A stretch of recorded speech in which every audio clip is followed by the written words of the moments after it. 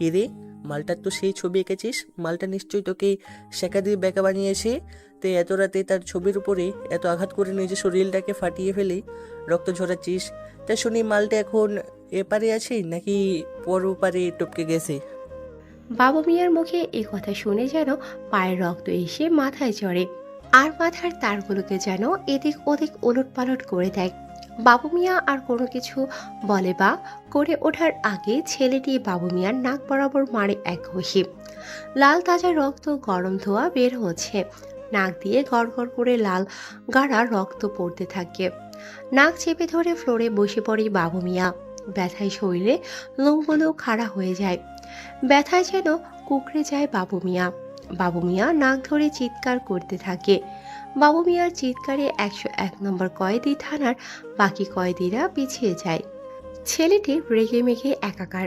ছেলেটি যেন পুরো পাগল হয়ে উঠেছে, উন্মাদ হয়ে এক অন্য রূপে, হায়না রূপে বেশ রাগী ভাবে। ভয়ে কেউ এগিয়ে যায় না বাধা দেবে বলে, কেননা বাধা দিলে তাকে মারার সাথে তাকেও মারতে হবে। কেননা এই জেলখানার ভিতরে এর আগে পাঁচটা মার্ডার করেছে এই ছেলেটি। থানার ভেতরে, জেলখানার ভেতরে ওয়ার্ল্ড রেকর্ড করেছে। আর যে 5টা মার্ডার করে তাদের মধ্যে থেকে 2টি পুলিশ আর 3টি কয়েদি থানার আসামি। এবার ছেলেটি বাবু মিয়াকে একের পর এক ঘুষি মারতে থাকে। মারতে মারতে পুরো মুখটা ফাটিয়ে ফেলেছে বাবু মিয়ার। পুরো মুখ দিয়ে লাল রক্ত বের হচ্ছে। মুখের অধিকাংশ অংশ পুরো বৃষ্টি রকমের হয়ে গেছে। মারতে মারতে প্রায় মুখটা ফাটিয়ে ফেলেছে। এবার বুকের উপর উঠে একের পর এক তার মুখের উপর মারতে থাকে। কেননা এই মুখ দিয়ে বাজে কথা বলেছিল, তাই মুখের উপর একের পর এক ঘুষি মারতে থাকে। প্রায় 10 থেকে 12টা দাঁত ভেঙে টুকরো টুকরো করে ফেলেছে তার মুখের ভেতরে। বাবু মিয়া ব্যথায় কোনো কিছু বলতে পারে না, মুখ ফুটে চিৎকার করতে পারে না। মার খেয়ে শুধু ব্যথাগুলোকে হজম করছে আর গুলাচ্ছে। ছেলেটি বাবু মিয়াকে মারতে মারতে প্রায় মেরে ফেলেছে। এটা দেখে 101 নম্বর কয়েদি থানার কক্ষ রুমের কয়েদি নাম্বার 183 মোস্তফা সাহেব তার পাশে থাকা একটা স্টিলের গ্লাস এবং একটা স্টিলের থালি হাতে নিয়ে বিকট আওয়াজে বাজাতে থাকে। মোস্তফা সাহেবের এরকম কর্মকাণ্ড দেখে সবাই একইভাবে তাদের ভেতরে থাকা খাবারের থালিগুলো হাতে নিয়ে বাজাতে থাকে, যাতে শব্দ শুনে জেলখানার পাহারাদার পুলিশ অফিসার সহ জেলার ভেতরে আসে। অন্যদিকে আত্মরা বাবু মিয়াকে কলার ধরে তুলে একের পর এক পেটে, বুকে, পায়ে, মাথায়, এমনকি কপালে আঘাত করতে থাকে। মুখের বিভিন্ন অংশের জায়গা ফুলে গেছে। বাম হাত দিয়ে গলা চেপে ধরে ডান হাত দিয়ে উপরে তোলে। মাটি থেকে প্রায় 2 আঙ্গুল উপরে বাবু মিয়াকে তুলে গলা চেপে ধরে। বাবু মিয়া বাঁচার জন্য শুধু ছটফট করতে থাকে, কিন্তু শক্তিতে পেরে ওঠে না ছেলেটির সাথে। অন্যদিকে এত শোরগোল ও কোলাহল শুনতে পেয়ে কয়েদি থানার ভিতরে পাহারাদার সেই সব পুলিশ অফিসারগুলো নিজেদের জীবনের ঝুঁকি নিয়ে দৌড়াতে থাকে, প্রাণপণ ছুটে আসতে থাকে জেলখানার ভেতরে। এমনকি জেলার শব্দ শুনে দ্রুত দৌড়াতে থাকে, নিজের ইউনিফর্মটা পরার সময়টুকু পায়নি। পুলিশগুলো এসে দেখে তো অবাক, কেননা এর আগে যে আসামিটা 5 জনকে মার্ডার করেছিল সেই একই আসামি আবার একজনের সাথে ঝামেলা করেছে। পুলিশগুলো ভয়ে তার কাছে যাওয়ার সাহস পায় না, দূর থেকে বারবার হাঁকাচ্ছে যেন তাকে ছেড়ে দেয়। কিন্তু ছেলেটি যে নাছোড়বান্দা, কাউকে ভয় করে না। কারো কোনো কথা না শুনে গলাটাকে আরো জোরে খামছে ধরে। হাতে থাকা তার আঙুলের নখ যেন গলার ভেতরে ঢুকে যায়। সবাই তাকে চিৎকার করে থামতে বলছে, কিন্তু নামার কোনো নামগন্ধই ছেলেটির নেই। ছেলেটি পাগলের মতো করছে, প্রায় মেরে ফেলেছে বাবু মিয়াকে।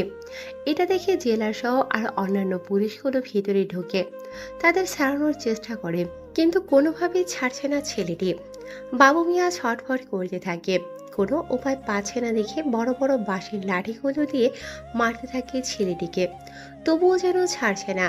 এক পর্যায়ে বাবু মিয়ার গলার হাড় ভেঙে দিয়ে মাথা থেকে শরীরটাকে আলাদা করে ফেলে ছেলেটি। গড় গড় করে তাজা রক্ত বের হতে থাকে গলা দিয়ে। এটা দেখে সবাই ভয় পেয়ে যায়। নিজেদের চোখের সামনে এমন কিছু দেখাতে সবাই কয়েক হাত পিছিয়ে যায়। গলা শুকিয়ে আসে সবার, চোখগুলো ভয়ে তাদের ছটফট করছে। ছেলেটি আর কোনো কিছু করে ওঠার আগেই ছেলেটির হাতে হ্যান্ডকাফ ও ডান্ডা বেরি পরিয়ে দেয়। তার আগে ছেলেটির ঘাড়ে বেশ কয়েকটা ইঞ্জেকশনের সিরিঞ্জ দিয়ে ঘুমের ইঞ্জেকশন পোষ করে, আর ধীরে ধীরে সে ঘুমের দেশে চলে যায়। তারপর তাকে হ্যান্ডকাফ ও ডান্ডা বেরি পরিয়ে বেঁধে রাখে শিকড় দিয়ে জেলখানার ভেতরে, এবং একাই একটা কক্ষে রেখে দেয় তাকে। তারপর বাবু মিয়ার লাশটাকে তদন্ত করার জন্য ফরেন্সিক ল্যাবরেটরিতে পাঠিয়ে দেওয়া হয়। সেখানে পরীক্ষা নিরীক্ষা করার পরে রিপোর্টের ভিত্তিতে অ্যাকশন নেবে বলে জেলার জানিয়েছে। খবরটা ছড়িয়ে পড়ে সারা বিশ্বে, তোলপাড় শুরু করে দেয় অসংখ্য অ্যাপস, যেমন জনপ্রিয় ফেসবুক, ইউটিউব, হোয়াটসঅ্যাপ, মেসেঞ্জার, এমনকি Telegram, social media, TikTok media আর অন্যান্য যেসব নাম না জানা জনপ্রিয় অ্যাপসগুলোতে। একজন দাগা আসামি হত্যা করেছে একজন দাগা আসামি। তোলপাড় শুরু হয়ে গেছে প্রশাসন বাহিনীর ওপরেই। সাধারণ মানুষ নিরাপত্তাহীনভাবে নিজেদের জেলখানার ভিতরে রেখেছে বলে দাবি করছে অনেকে। আপনাদের নিশ্চয়ই জানার আগ্রহ জাগছে যে এই ছেলে কে, কার এত বড় ক্ষমতা, কেনই বা সে হত্যা করলো তাকে, আর কি এমন ঘটেছিল সেখানে যার কারণে সে আজকে জেলখানার চার দেয়ালের অন্ধকারাচ্ছন্ন এই কালো দুনিয়ার বাদশা, কালো চাদরের মায়াভরা এক অন্ধকার জগতে বন্দিহীন জীবনযাত্রার একজন যাত্রী। জেলখানার মতো কষ্টদায়ক একটা জেলখানার ভেতরে কেনই বা সে আটকা আছে? কি এমন অপরাধ ছিল তার, কি এমন দোষ করেছিল সে, যার কারণে আজকে এই চার দেয়ালের ভিতরে আটকা পড়ে আছে? বিষয়টা ভাবাচ্ছে সবাইকে। তোলপাড় শুরু হয়ে গেছে অনেক জায়গাতে। জনপ্রিয় স্টার জলসা, জি বাংলা, এন্টারটেন বাংলা, ক্লাস বাংলা, এমনকি বাংলাদেশের বিভিন্ন বাংলা চ্যানেল, ভারতীয় অন্যান্য বাংলা চ্যানেলের সাথে আরও অন্যান্য বৈদেশিক যে চ্যানেলগুলো ছিল, সব চ্যানেলে এই খবরটি অনেক বিপুল মার্কায় জনপ্রিয়তা পেয়েছে। দুনিয়ার কাছে সেলিব্রিটি হয়ে আছে এই ছেলেটি। ছেলেটিকে দেখলে অনেকে স্যালুট করে, আর অনেকে নিজেদের কলেজায় হাত দিয়ে তার রাস্তা থেকে নিজেকে সরিয়ে ফেলে। কেননা বললে ভালো, না বললে মরো, ছেলেটির ডায়লগ এটা। ছেলেটি দেখতে অসম্ভব সুন্দর, অনেক স্মার্ট এবং অনেক হ্যান্ডসাম, লম্বা চওড়া, ফিটফাট দেখতে শুনতে শাকিব খান। কপালে লাল রঙের রোমাল বাঁধা, মুখটা গোলাকার, উজ্জ্বল ফর্সা গায়ের রং, কপালে রোমাল বাঁধা, চুলগুলো হালকা বড় সিল্কি টাইপের, চুলগুলো অসম্ভব সুন্দর স্টাইলিশ করে কাটা, তে ব্যাস, গলায় স্বর্ণের চেন, পরনে একটি গেঞ্জি, পরনের প্যান্টটা প্যান্টটাও বেস্ট স্টাইলিশ দেখাতে, পুরো হিরো। বাম হাতের ব্যাস সাথে একটা রুমাল বাঁধা, পায়ের ক্যাচগুলো সাদা রঙের, দেখতে অন্যরকম এক রঙিন ক্যাচ। ছেলেটিকে বেঁধে রাখা হয়েছে লোহার সাথে শিকল দিয়ে জেলখানার অন্য এক কক্ষে। জেলার তার সহকারী পুলিশ অফিসারদের বলে ওঠে, ছেলেটা সত্যি অদ্ভুত, অদ্ভুত তার ক্ষমতা, অদ্ভুত তার পাওয়ার। আইন যেটা পারে না ছেলেটা সেটা পারে, আইন যেটা করতে জানে না ছেলেটি সেটা করে দেখায়। ছেলেটি শুধু পুরুষ নয়, বরং মহাপুরুষ। স্যার স্যার স্যার ছেলেটাকে এখানে রাখা আর সম্ভব হচ্ছে না, কেননা এরপর জানে না কাকে মার্ডার করে। হয়তো আমাদের পালা, তিনটা পুলিশকে মার্ডার করেছে, তারপর তিনটা আসামিকে মার্ডার করলো, শেষেরটা যদি আমাদের মার্ডার হয়। আমি ছেলেটাকে স্টাডি করেছি, ছেলেটার একটা মার্ডার কেসের জন্য এখানে এসেছে। তবে ছেলেটা চাইলে এখান থেকে মুহূর্তের মধ্যে বেরিয়ে যেতে পারে।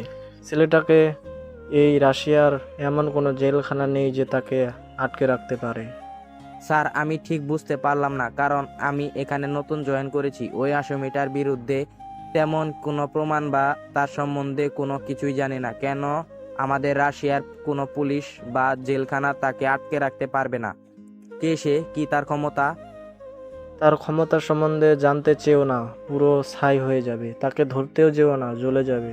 ও হচ্ছে এই রাশিয়ার রাফিয়ান জগতের, কালো দুনিয়ার এক অন্ধকার জগতের বাদশাহ কিলার। সে যেখানে পা রাখে সেখানে ভূমিকম্প শুরু হয়, আর যেখানে হাত উঠায় সেখানে সিডর আইল্যান্ড তুফান সহ পুরো। আমি ছাড়া কেউ জানে না সে রাশিয়ার রাফিয়ান জগতের রাজা। তার বিলাসবহুল জীবনযাপন করে, তার যতগুলো সম্পদ আছে প্রায় পুরো দেশকে 10 বছর চালানো যাবে। তার প্রাইভেট জেট, হেলিকপ্টার আছে, প্রাইভেট সব গাড়ি আছে। তার একজন super killer, the hyena power of black mafia ছেলে রেখেছে। স্যার সব তো ঠিকই আছে, আপনার কথা শুনে খানিকটা ভয় পেলাম। তার এত পাওয়ার, এত সম্পদ থাকা সত্ত্বেও সে এই ছোট্ট জেলখানার ভেতরে কি করে আটকা আছে? ও এখানে আটকা নেই, বরং সে নিজেকে এখানে আটকে রেখেছে এই চার দেয়ালের অন্ধকার জগতের অন্ধকার কালো রুমটাতে। কেননা সে যদি এখান থেকে বেরিয়ে যায় তাহলে চারিদিকটা তোলপাল শুরু করে দেবে। একটা ছলনাময়ীর জন্য সে তার জীবনটাকে উল্টো পালট করে দিয়েছে। ওর জীবনে আমি ভালো করে পড়েছি, ওর নামে বাজারে হাজারো ম্যাগাজিন রয়েছে, যে ম্যাগাজিনগুলো আমি দিনকে দিন রাতকে রাত পড়েছি তাকে ধরার জন্য, অথচ সে আজকে আমার জেলখানার ভেতরে। তার পরিচয় যদি কেউ জানে তাহলে সে এদের ছেড়ে পালিয়ে যাবে। যাই হোক, তুমি সব দিকটা দেখো, আমি একটু রেস্ট নিতে গেলাম। ওকে স্যার, ঠিক আছে, আমি এদিকটা দেখে নিচ্ছি। জেলার দীর্ঘশ্বাস ফেলে সেখান থেকে চলে যায়। সেই কনস্টেবল পুলিশ অফিসারটি চারদিকটা ভালো করে ঘুরে ফিরে করে দেখতে থাকে। সব দিকটা ধীরে ধীরে শান্ত হয়ে ওঠে। পুলিশ অফিসারটি এবার নিজে নিজে ভাবতে থাকে কল্পনার জগতে, আর নিজের মনে মনে বলে ওঠে একাকী ও একান্তভাবে। কি দিনকাল পড়ল রে ভাই! এই রাশিয়ান জগতের রাজা, রাশিয়া বাদশা, যার নামটা শুনলে সরকার পর্যন্ত দেশ থেকে পালিয়ে যায়, যাকে দেখার জন্য আমার দু চোখ আজ পর্যন্ত খোলা রেখেছি, আর তাকে কিনা আমি নিজের হাতে ইনজেকশন দিলাম। মাইরি, অবাক করা বিষয় ভাই। ছেলেটি এখনো ঘুমাচ্ছে। ছেলেটি বলে ভুল হবে, ছেলেটির নাম জানলে অন্তরাত্মা কেঁপে ওঠে, কেননা ছেলেটির নাম সবার পরিচিত, আমাদের পুরনো আর সবার পরিচিত ছেলেটি নিলয়।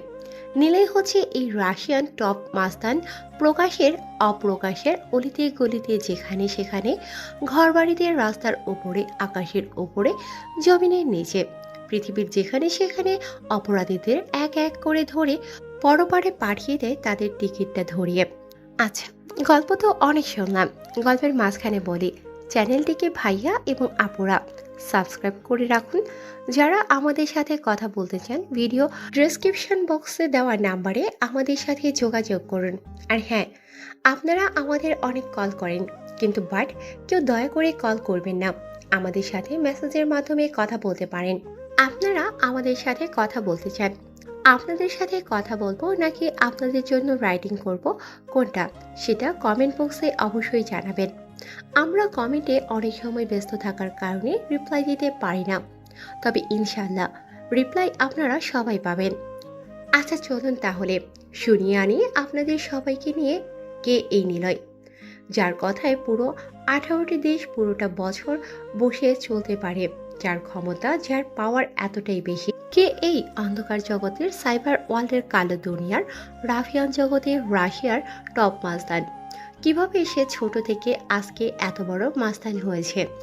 চারদিকে অন্ধকার কালো কুয়াশার ধোঁয়াতে মেতে উঠেছে, চারদিকে গাছগাছালি, কোনো কিছু দেখা যায় না, কাছের জিনিসটা যেন ঝাপসা ঝাপসা লাগে। স্পষ্টভাবে কোনো কিছু দেখা বোঝা যায় না, শুধু অনুভব করা যায়। বাতাসের মৃদু দমকা হাওয়ায় শরীরটাকে শিহরিত করে তোলে। পরিবেশটা থই থই করছে, পুরো বাজার হাট ঘাট বন্ধ করে দেওয়া হয়েছে।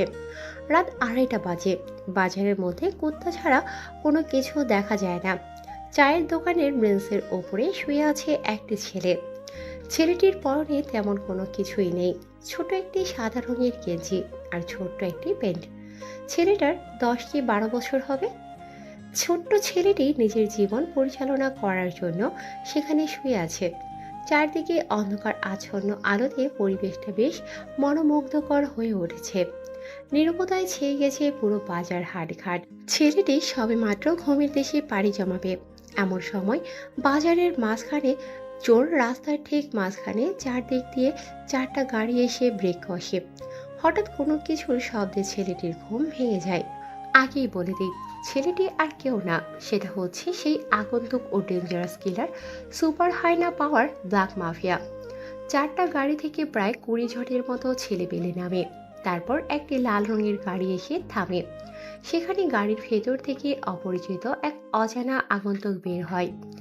আগন্তুকটির পরনে আছে কালো রঙের সানগ্লাস, চুলগুলো উল্টো করে আঁচড়ে দেওয়া, স্টাইলিশ করে কাটা, ব্ল্যাক কোট, হোয়াইট রঙের প্যান্ট, হাতে ঘড়ি, কপালে রুমাল বাঁধা, এক অন্যরকম বৈচিত্র্যময় মুগ্ধ মাখা অদ্ভুত বিস্মিতময় ভাবনা চেতনা আড়ালে লুকিয়ে থাকা চিন্তা ভাবনার। মুখে মুখরিচিত এক হাসি ফুটিয়ে বলে ওঠে, হা হা হা হা হা হা। শেষ পর্যন্ত আমার জালে ধরা পড়লে। ধরা পড়ার জন্য তোমাকে অভিনন্দন, শুভেচ্ছা জানাচ্ছি। আগন্তুকটি কথাটা বলে আরো উচ্চ স্বরে হাসতে থাকে। মনে হচ্ছে যেন সে কোনো কিছু পেয়ে গেছে, যেমন ধরুন কোনো স্বর্গ বা কোনো সম্পদ যে তার হাতের নাগালের কাছে এসে পৌঁছে গেছে, শুধু সেটাকে ছুঁয়ে ধরতে হবে। আগন্তুকটি আবার বলে ওঠে, তোর সাহস হয় কি করে? এই শহরে লিডার ডন থাকার সত্ত্বেও এই রাফিয়ান সিটির রাশিয়ান জগতে তুই মাফিয়া হতে চলে এলি। আমাকে সরিয়ে দিয়ে তোর কি আছে? তোর টাকা নাই, গাড়ি নাই, বাড়ি নাই, সম্পদ নাই, লোক নেই, অথচ তুই আমাকে মেরে এখানকার রাজা হতে চলে এসলি। হা হা হা হা হা। আগন্তুকটির কথা শুনে রাস্তার ওপারে বসে থাকা সেই লোকটি মুচকি হাসি দেয়। তার হাসিতে যেন অন্যরকম এক চিন্তা ভাবনার আলো প্রকাশ পাচ্ছে। ভয়ঙ্কর কোনো হাসিতেই মেতে ওঠে। রাজা হওয়ার জন্য তেমন কোনো কিছু লাগে না, লাগে তিনটা জিনিস: এক সাহস, দ্বিতীয় কলিজা, তৃতীয় বুদ্ধি ও শক্তি। আর তুই বলছিস তোকে মারতে পারবো না? আমি তোকে এখানেই মারবো আর তুই মরবি আমার হাতে। লোকটির মুখে এই কথা শুনে আগন্তুকটি এবার উঠে গিয়ে বুক বরাবর মারে এক লাথি। লাথি খেয়ে লোকটা কয়েক হাত পিছিয়ে যায়। পিছিয়ে যাওয়ার পরে লোকটি আকাশের দিকে তাকিয়ে মাটির দিকে তাকিয়ে সোজা আগন্তুকটির দিকে মুখটা ঘুরিয়ে এক মুচকি হাসি দেয় আর বলে ওঠে, আকাশের তারা কখনো সূর্য হতে পারে না, আর সূর্য কখনো চাঁদ হতে পারে না। ঠিক তেমনই রাশিয়ার godfather, the underworld power, the super killer psycho, the black mafia and hate the cyber world, the power of most criminal, the boy and godfather, because the godfather and রাশিয়ার godfather, the super killer and criminal, the terrorist, কালো দুনিয়ার বাদশাহ, অন্ধকার জগতের রাজা, সেটা আমি হব, তুই না। রাশিয়ার শহরটাকে তুই যত বড় দেখছিস সেটা তত বড় না, পুরোটাই আমার হাতের মুঠোয় ধরা। লোকটির কথা শুনে আগন্তুকটি হো হো করে হাসতে থাকে। তার এই হাসিতে কোনো কিছুর যেন অন্য গন্ধের আভাস পাওয়া যাচ্ছে। আগন্তুকটি বলে ওঠে, তুই হয়তো ভুলে যাচ্ছিস, তোর আশেপাশে আমার শত শত ছেলে পেলে রাইফেল নিয়ে দাঁড়িয়ে আছে। এতগুলো রাইফেলকে তুই কখনো পার হয়ে আমাকে মারতে পারবি না। সো মরার জন্য তৈরি হয়ে নে, কথা বলা বাদ দে। কুত্তার মতো মরার চেয়ে সিংহের মতো গর্জন করে শহীদ হয়ে মরাটা উত্তম বলে মনে করি আমি। আগন্তুকটির মুখে এরকম কথা শুনে বন্দুকটা কপাল বরাবর ধরে টিকারে চাপ দেবে এমন সময় ছেলেটা এসে পুরোটাই লণ্ডভণ্ড করে দেয়। ছেলেটাকে জানতে ইচ্ছে করছে, সেটা আর কেউ না, ছেলেটা হচ্ছে নিলয়। নিলয় এতক্ষণ ব্রিজের উপরে বসে সবটা শুনছিল এবং দেখছিল। অবশেষে সে আর কোনো কিছু না ভেবে চলে আসে সেখানে। আর আপনাদের জানার ইচ্ছে করছে না যে লোকটিকে? ভালো লোকটি হচ্ছেন এই শহরের ও রাশিয়ার জগতের আইন বাহিনীর প্রধান আইন কর্মকর্তার দায়িত্বে আছেন তিনি। আগন্তুকটি টিকারে চাপ দিতে যাবে এমন সময় নিলয় দুরন্ত বিদ্যুতের গতিতে রকেটের চলন্ত বেগে আগুনের লাভার গোলার মতো এসে বুকের মধ্যে লাথি মারে। লাথি খেয়ে কয়েক ইঞ্চি দূরে গিয়ে ছিটকে পড়ে। আগন্তুকটির হাতে থাকা বন্দুকটা ছেলেটার হাতে চলে আসে। নিলয় বন্দুকটা নিয়ে তাক পড়ে আগন্তুকটির দিকে। আগন্তুকটি হা করে তাকিয়ে ভয়াত ও জড়সড় হয়ে যায়। তিনি পুরো রাশিয়াটাকে শত্রুমুক্ত থেকে শুরু করে মাটিমুক্ত করতে মিশনে নেমেছেন। তাই সে গডফাদার হতে চায় পুরো রাশিয়ার জগতে। রাশিয়া থেকে অন্যান্য দেশগুলিতে বিলুপ পরিমাণ অস্ত্র পাচার সহ ডলার পাচার হয়। সব রকম তথ্য পেয়ে লোকটি এই আন্ডারওয়ার্ল্ডের রাজা হওয়ার জন্য নিজেকে সেভাবে তৈরি করে। আগন্তুকটি ভয়ে চিৎকার করে বলে ওঠে, অবাক কে তুমি?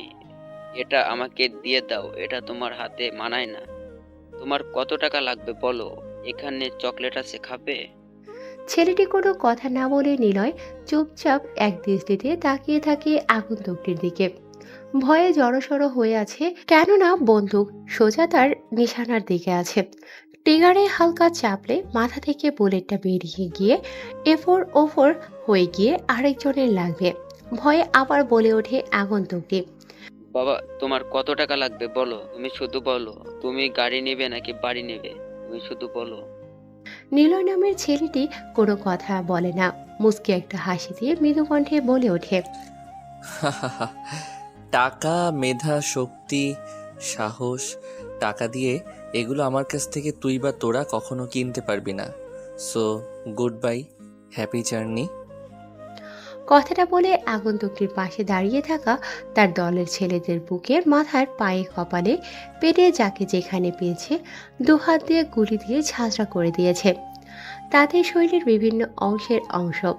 মুহূর্তের মধ্যে রাস্তাটা পুরো রক্তাক্ত হয়ে যায়, হয়ে ওঠে লাশের কারখানা, হয়ে ওঠে লাশের বাজার।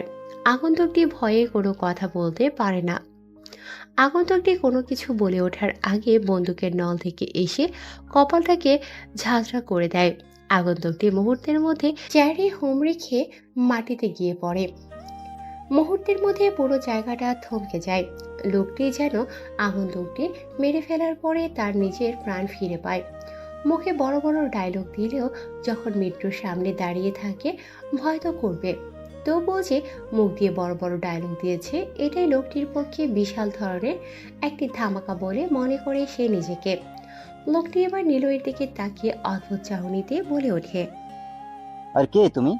এত ছোট্ট একটা ছেলে, তোমার সাহস হয় কি করে এতজনকে মেরে ফেলার? একা হাতে তুমি অসম্ভবকে সম্ভব করে দেখাতে পারলে কি করে?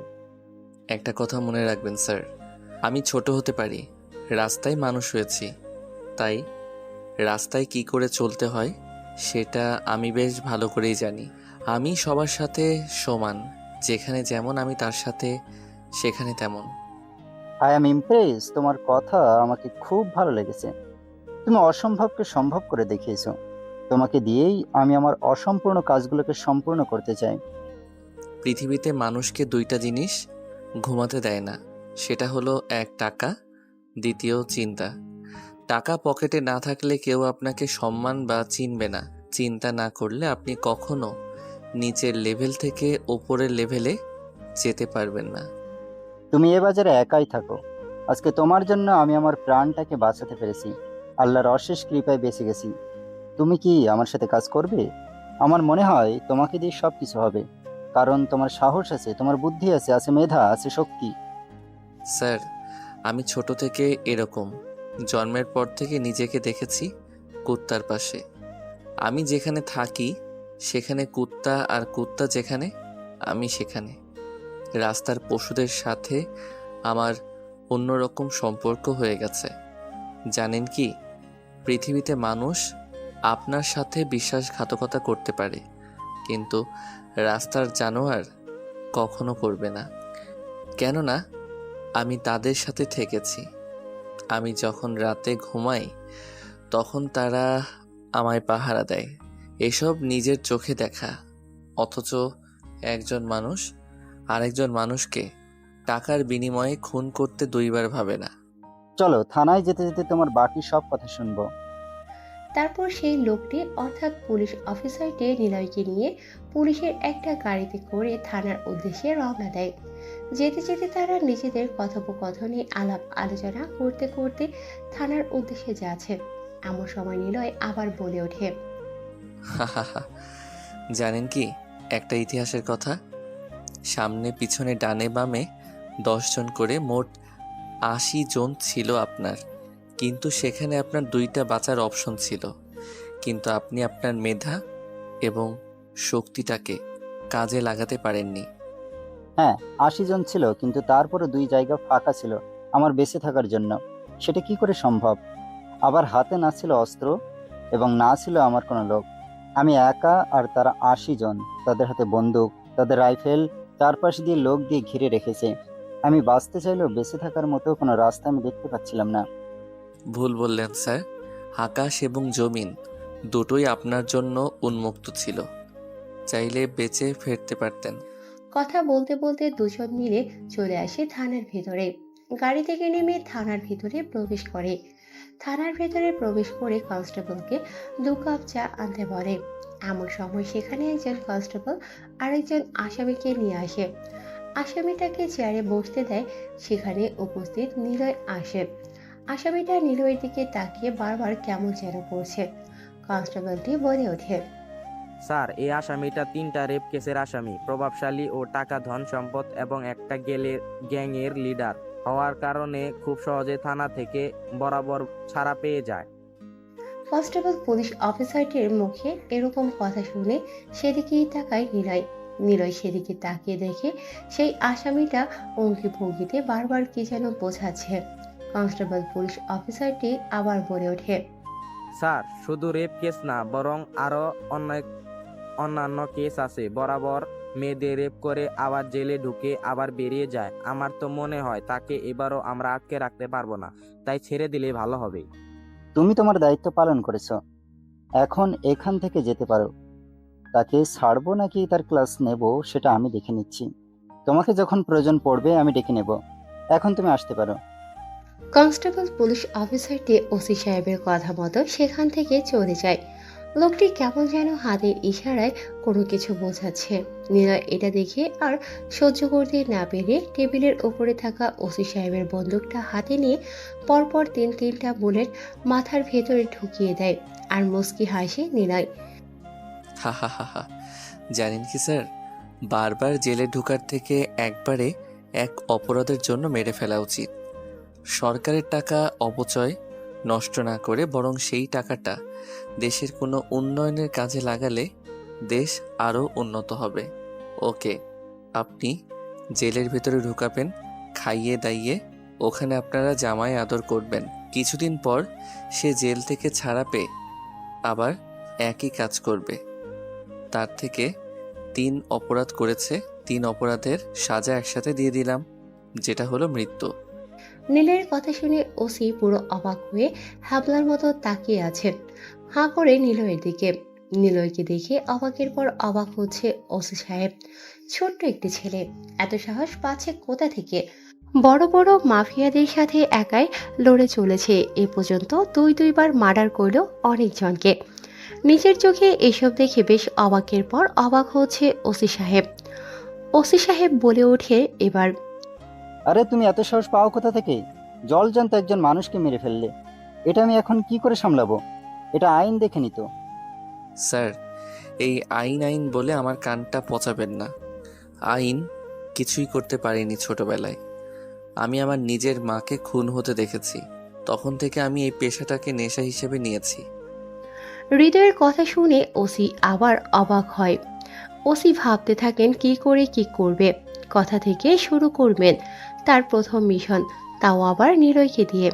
নিলয় একাই রাতের আধারে অগোচরে অনেক জায়গায় অনেকভাবে এর আগেও মার সহ অন্যান্য ডাকাতিও করেছে। রেকর্ড আছে তার অনেক জায়গায়, তবে নাম জানে না। প্রমাণবিহীন এই নিলয়ের অস্তিত্বহীন। নীলেই বলে ওঠে, স্যার, কুত্তার মতো বেঁচে থাকার থেকে সিংহের মতো একবার হুঙ্কার দেওয়াটা অনেক ভালো। নিলয়ের এরকম সাহস ও কথা দেখে মুগ্ধ হয়ে যায় ওসি। নিলয়ের উদ্দেশ্যে এবার বলে ওঠে, দেখো, তুমি এখন বাসায় যাও, আমি তোমাকে ডেকে নেব। আর হ্যাঁ, তুমি তোমার পজিশন এবং কাজে সতর্ক থাকবে। আইনের দিক দিয়ে আমি তোমাকে সাহায্য করব। ওকে। এরপর নিলয় সেখান থেকে বেরিয়ে পড়ে। ছোট্ট নিলয় ধীরে ধীরে বড় গ্যাংস্টার হতে থাকে, অনেক মিশনে যেতে থাকে। একটা ছোট্ট মিশনের জন্য একাই বেরিয়েছিল, সেখানেই তার চোখ আটকে যায়। কোনো এক অস্থির হরিণী চোখের মায়ায় পড়ে যায়, তার ভালোবাসায় হারিয়ে যায়। তার অস্তিত্ব দেখে ফেলে যার প্রেমে সে মুগ্ধ হয়ে নয়ন ভরা দৃষ্টিতে তাকিয়ে এক অন্যরকম ভালোবাসার চাহনিতে মেতে ওঠে। তার হৃদয় জোড়া যে। নিলয়ের শৈশবের সাথে বেড়ে ওঠে মাস্তানি। মাস্তানি, পাগলামি আর mafia, the godfather, Russia the super black killer and আন্ডারওয়ার্ল্ডের cyber the godfather, criminal of the terrorist হিসেবে 18টি দেশে ও দেশগুলোতে তার রাজত্ব চলে, যেগুলো এখনও অজানা এবং ধোঁয়াশা। অন্যদিকে দেখতে সুন্দরী, মায়াবী, রূপবতী, গুণবতী, অপ্সরী, সুবাসিনী, সুখী, শুনি, সুহাসিনী, লাবণ্যময় ভরা মুগ্ধ মাথা, এক অতিম চাহনিতে ভালো লাগা এক অপিময় মানুষ নীলা। নীলা দেখতে অনেক সুন্দর, যেমন তার কথা তেমন তার কণ্ঠ, যেমন তার কণ্ঠ তেমন তার মুগ্ধতা। সে যখন কথা বলে, কথা বলার মাঝখান দিয়ে যেন মুক্তা ঝরে। সে যখন হাসি দেয়, তার সেই হাসি মাখা মুখে হারিয়ে যায় অজানা অনেক মানুষের চিন্তা চেতনা। নীলা দেখতে অনেক সুন্দর, তার বর্ণনা বা ঘটন দিতে গেলে গল্পটি শেষ করা যাবে না। কল্পনার জগতে যারা গল্প শুনছো ভেবে ভেবে নাও তা আমাদের স্বপ্নের রানীটা দেখতে কেমন হবে। চুলগুলো সিল্কি ছেড়ে দেওয়ার রাস্তা দিয়ে হেঁটে যাচ্ছে নীলা। নীলার সাথে আছে তার বান্ধবী রোজা, শাইলা, শালিনী, কাজল, রূপসা, রূপসানা, পরি, ময়না সকল বান্ধবী মিলে রাস্তা দিয়ে হেঁটে যাচ্ছে। তার পাশেই দাঁড়িয়ে একের পর এক মারপিট করে চলেছে আমাদের গল্পের হিরো নিলয়। নিলয় আগে থেকেও দেখতে অনেক স্মার্ট, হ্যান্ডসাম আরও সুন্দর হয়েছে। চুলগুলো স্টাইলিশ করে কাটা, খোঁচা খোঁচা চাঁদদাড়িতে তার সৌন্দর্য ফুটে উঠেছে। যে কোনো মেয়ে দেখলেই তার প্রেমে পড়তে বাধ্য হবে। ধনী পরিবারের মেয়ে হচ্ছে নীলা, অনেক ধনী পরিবারের একটি মেয়ে। নীলা নিলয়ের মারপিট দেখতে থাকে। নিলয়ের আর কোনো দিকে খেয়াল না করে একের পর এক মেরে চলেছে। কী কারণে মারপিট করছে চলুন তাহলে শুনে আসি। যাকে মারছে সেই ছেলেটি বারবার বলছে, ভাই ভুল হয়ে গেছে, ছেড়ে দাও। আর এমন ভুল কখনো করব না। বেঁচে থাকতে কখনো কাউকে লাভ লেটার দিব না, বরং লাভ লেটার দেওয়ার আগে তোমার নামটা স্মরণ করে সরাসরি বিয়ের প্রস্তাব দিয়ে দিব। কেননা আমার শিক্ষা হয়ে গেছে, আল্লাহর দোয়ায় লাগি আমাকে ছেড়ে দিন। তোরা ভাবলি কি করে এই নিলয় এই শহরে থাকতে তোরা নিলয়ের চোখে ফাঁকি দিয়ে রাস্তায় মেয়েদের ডিস্টার্ব করবি আর নিলয় খবর পাবে না? ভাই ভুল হয়ে গেছে, এবার মতো অন্তত আমাকে ছেড়ে দিন। জীবন থাকতে কখনো আর কোনো খারাপ কাজ করব না। সেটা তো আমি জানি, তবে ছেড়ে দেওয়ার আগে আচ্ছা করে তোদের একটু শায়েস্তা করি। এই বলে নিলয় একের পর এক মারতে থাকে বেল্ট দিয়ে ছেলেটিকে। ছেলেটি শুধু কাতরাচ্ছে আর চিৎকার করছে। ছেলেটিকে এভাবে মারছে দেখে এবারে নীলা এগিয়ে এসে বেল্ট ধরে ফেলে। পেছন থেকে বেল্টকে ধরেছে সেটা না দেখেই চড় মারতে যাবে, এমন সময় নিলয় যাকে দেখে তাকে দেখে তো দিন দুনিয়া হারিয়ে ফেলে। কেননা তার সামনে দাঁড়িয়ে আছে স্বয়ং তার স্বপ্নের রানী নীলা।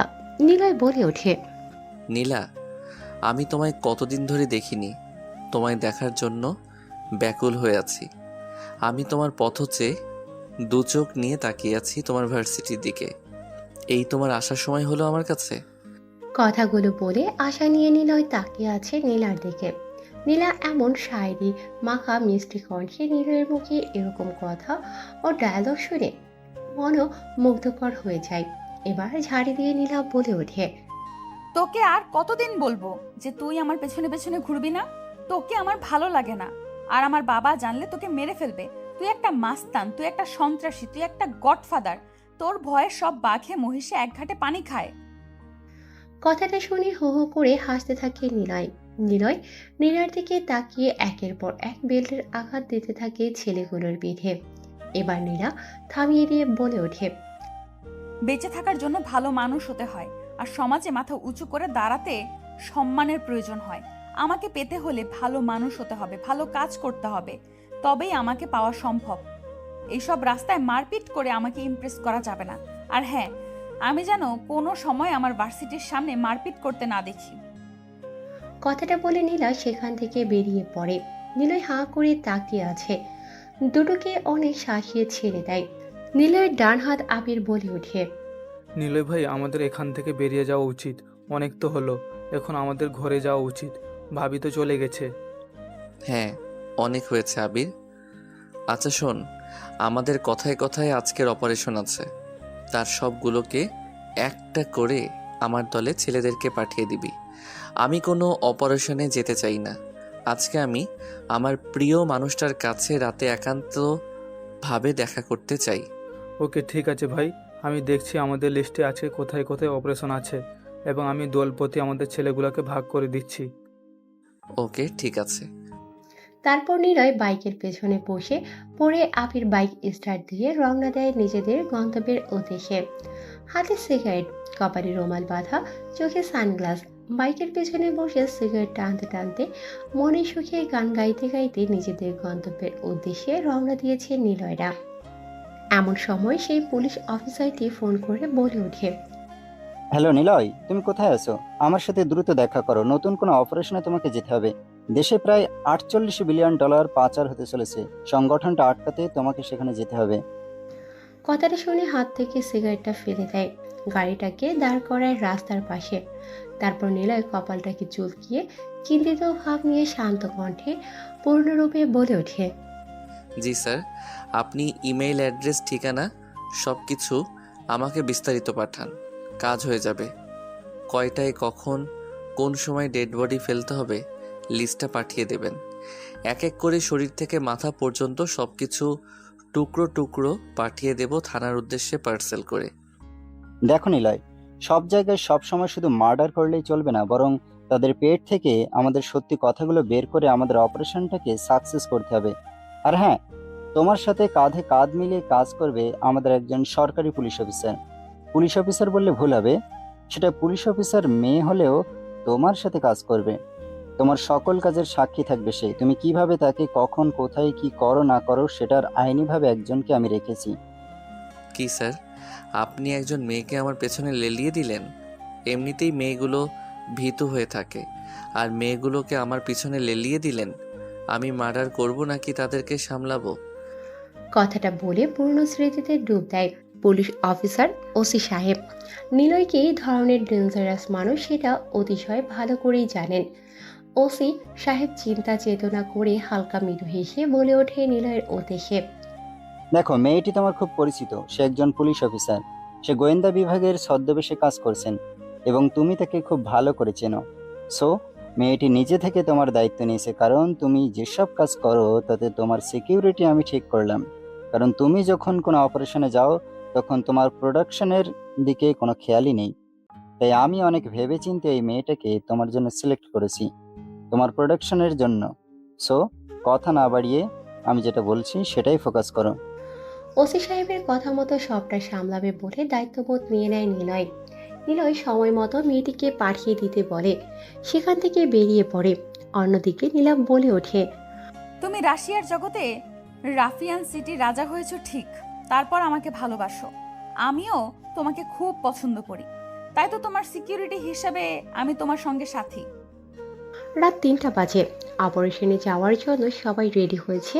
প্রায় পাঁচটা গাড়ি, 300 ছেড়ে পেলে 2টা বাইক অপেক্ষা করছে দ্বিতীয় আগন্তুকটির জন্য। কিন্তু আগন্তুকটি আসার কোনো নামগন্ধ নেই। এমন সময় গাড়ির দিকে তাকিয়ে হঠাৎ করে চমকে ওঠে, কেননা রকেটের গতিতে বিদ্যুতের সেকেন্ডে এক ধরনের বাইক তাদের সামনে এসে মাথায় হেলমেট পরা, কালো জ্যাকেট, কালো প্যান্ট, কালো প্যাচ, কালো সানগ্লাস, এক কথায় ম্যাচিং করা তার আগন্তুকটি আসার সাথে সাথে বলে ওঠে, এই যে হ্যালো স্যার, কি হলো, চলুন, অপারেশনের জন্য দেরি হয়ে যাচ্ছে তো। কথাটা শুনে খানিকটা ভ্যাবাচ্যাকা খেয়ে যায় নিলয়। নিলয়ের বেশ কণ্ঠটা পরিচিত মনে হয়, কেননা এই কণ্ঠস্বর এর আগেও অনেকবার শুনেছে।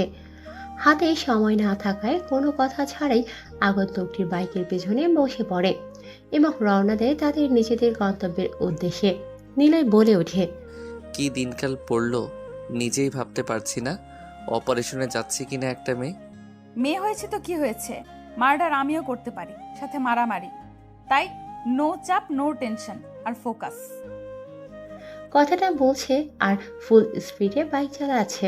কিছুক্ষণের মধ্যে নিজেদের গন্তব্যের উদ্দেশ্যে পৌঁছে যায় তারা।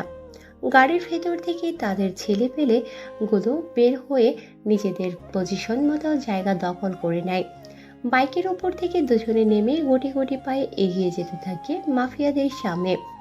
মাফিয়াগুলো অনেক ধরনের জিনিস পাচার করছে, অনেক ধরনের স্বর্ণ, রূপা, হীরা, কোহিনূর, তামাক, রূপা, লোহা, সাথে আরো অনেক কিছু। মাফিয়াদের মধ্যে উপস্থিত একজন ছেলে, দুজন মেয়ে। কোনো কথা ছাড়াই তাদের সামনে গিয়ে উপস্থিত হয় নিলয় আর নীলা। হ্যাঁ, সেটা আর কেউ না, সেটা হচ্ছে নীলা। নীলা নিজের কণ্ঠ ও গেট আপ চেঞ্জ করে নিলয়ের সাথে এসেছে মিশনে। সে অজানা এদের সামনে গিয়ে নিলয় একটা সিগারেট জ্বালায়। এটা দেখে সেখানে উপস্থিত থাকা অজানা মাফিয়া বলে ওঠে, কে তুই, আর এখানে কি করছিস?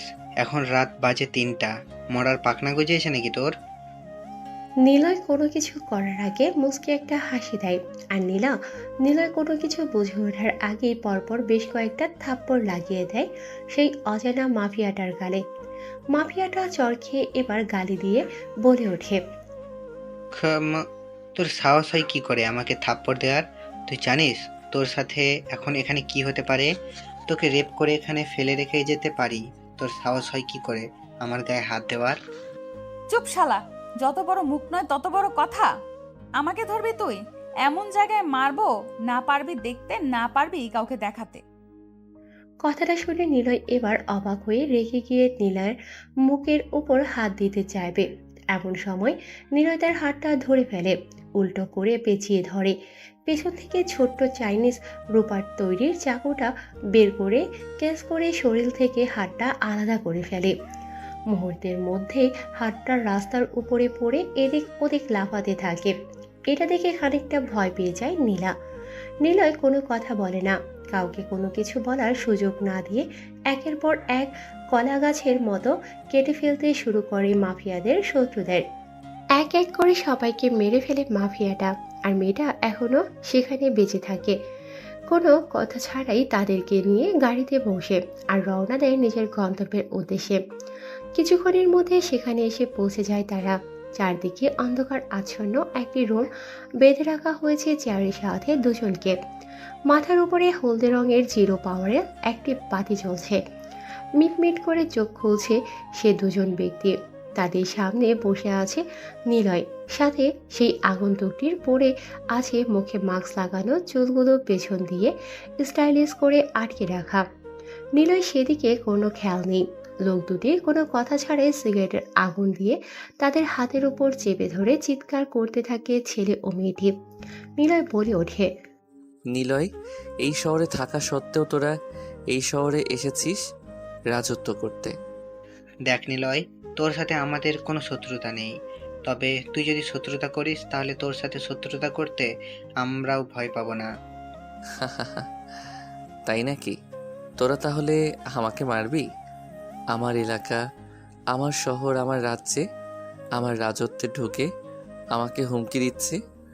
মাফিয়ারা কখনো কারো রাজ্যে যেতে ভয় পায় না, হয়তো তারা পায় যারা বাঘের চামচাগিরি করে। কথাটা শুনে নীলার বেশ খারাপ লাগে। নীলা এবার বলে ওঠে, তোর এত বড় কলিজা, তুই আমার দেশে আমার সাথে শত্রুতা করে আমাদের দেশের সম্পদ লুটপাট করে তুই তোর দেশে নিয়ে যাবি, আবার তুই মাফিয়া, তার উপর হুমকি দিচ্ছিস। এতগুলো তোর বিরুদ্ধে অভিযোগ হওয়া সত্ত্বেও তুই এত সব পাস কোথা থেকে? আমি মরবো শিওর, মরার আগে তোমাদের একটু শাসিয়ে যাওয়াটা বীরত্বের কাজ। তাহলে তুই মরার জন্য তৈরি হয়ে নে, তোকে মারার জন্য আমি একাই যথেষ্ট। এই বলে নীলা যখনই গুলি করতে যাবে তখনই নিলয় থামিয়ে দেয়। নিলয় বলে ওঠে,